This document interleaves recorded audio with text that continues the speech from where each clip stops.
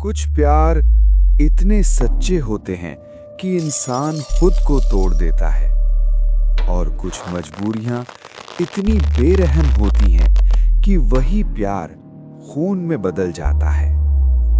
आज जो कहानी मैं सुनाने जा रहा हूं, वो मेरे अपने घर से जुड़ी है, मेरी बहन की शादी से, और मेरे दोस्त के एक ऐसे फैसले से जिसे वो मरते दम तक भूल नहीं पाया। बस्तर, जहां रात चुप नहीं रहती, यहां खामोशी भी सांस लेती है। जब दियों की लौ कांपती है और गलियां खुद को अंधेरे में छुपा लेती हैं, तब बस्तर जागता है।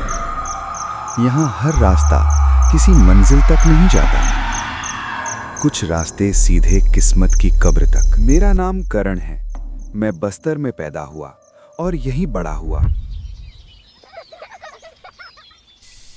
राघव मेरा बचपन का दोस्त था,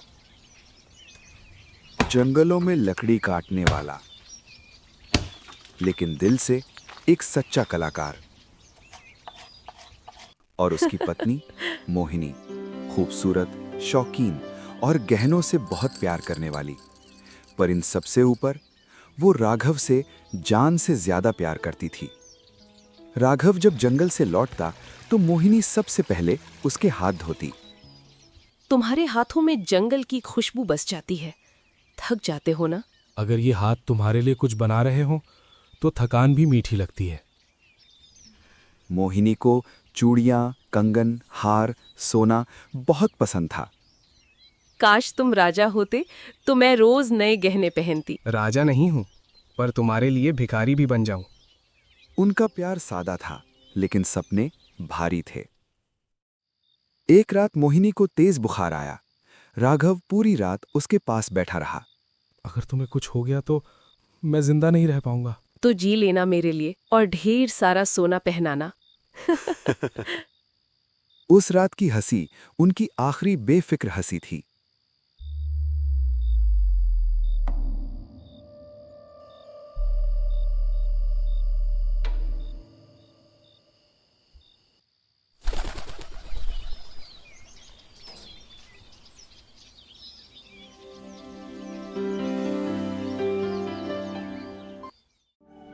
वो दिन मेरी बहन की शादी का दिन था।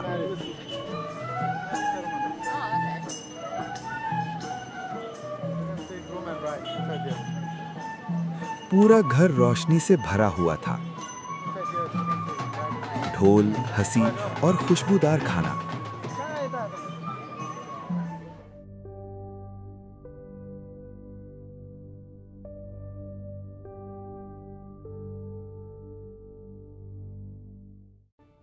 लेकिन उसी सुबह राघव के पास एक बड़ा ऑर्डर आया। अगर वो पूरा नहीं करता तो महीनों की कमाई डूब जाती। मैंने कहा, छोड़ दे, आज कल देख लेंगे। मैं तुम्हारी प्रॉब्लम समझ रहा हूं, पर मैं कुछ नहीं कर सकता। ये ऑर्डर पूरा नहीं हुआ तो सब खत्म हो जाएगा। माफ करना भाई।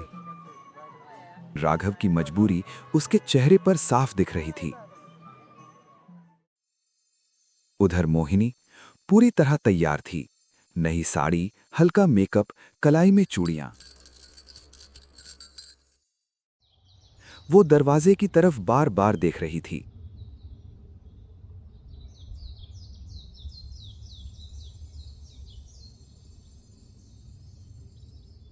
चलो ना राघव, देर हो रही है। मोहिनी, आज जंगल जाना पड़ेगा। आज शादी के दिन? ऑर्डर पूरा करना है। अगर आज नहीं गया तो सब बर्बाद हो जाएगा। मोहिनी कुछ पल चुप रही। क्या तुम मेरे साथ जंगल चलोगी? मैं? बस थोड़ी देर। जैसे ही लकड़ी कट जाएगी मैं तुम्हें नई साड़ी दिलाऊंगा और सीधे करण की बहन की शादी में ले चलूंगा। तुम्हारे लिए अपनी साड़ी भी खराब कर दूं? ये तो कुछ भी नहीं। मोहिनी मुस्कुराई। और वही मुस्कान उसे जंगल तक ले गई। ऊंचे साल के पेड़, अजीब सी खामोशी, हवा जैसे कुछ कह रही हो।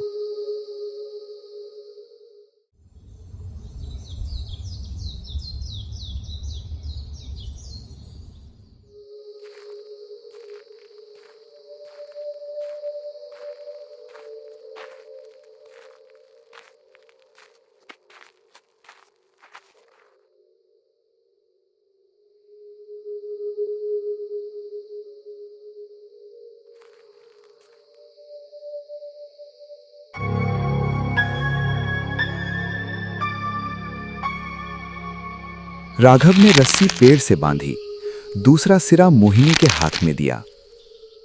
जब इशारा करूं पूरी ताकत से खींचना। डरो मत, तुम हो ना।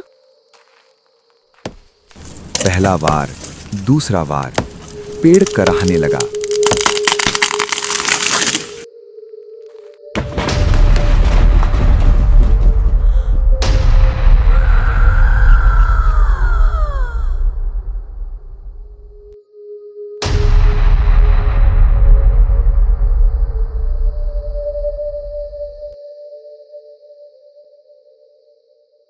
भारी तना मोहिनी के हाथ पर गिर चुका था।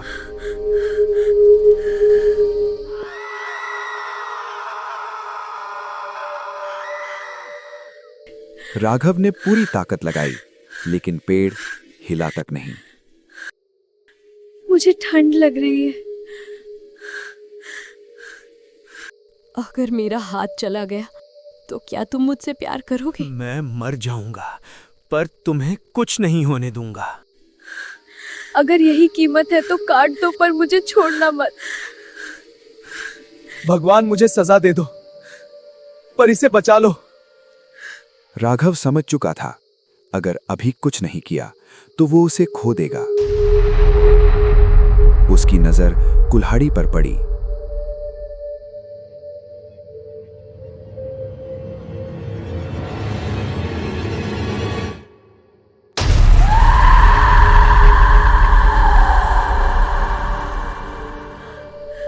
हाथ अलग हो चुका था।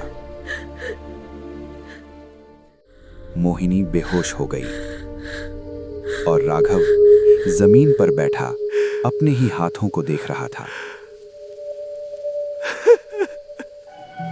मेरी बहन की शादी धूमधाम से हुई, लेकिन उसी दिन जंगल में एक जिंदगी हमेशा के लिए बदल चुकी थी। मोहिनी बच गई थी, लेकिन जो कीमत चुकाई गई थी उसका हिसाब अब शुरू होने वाला था, क्योंकि असली कहानी अब शुरू होती है।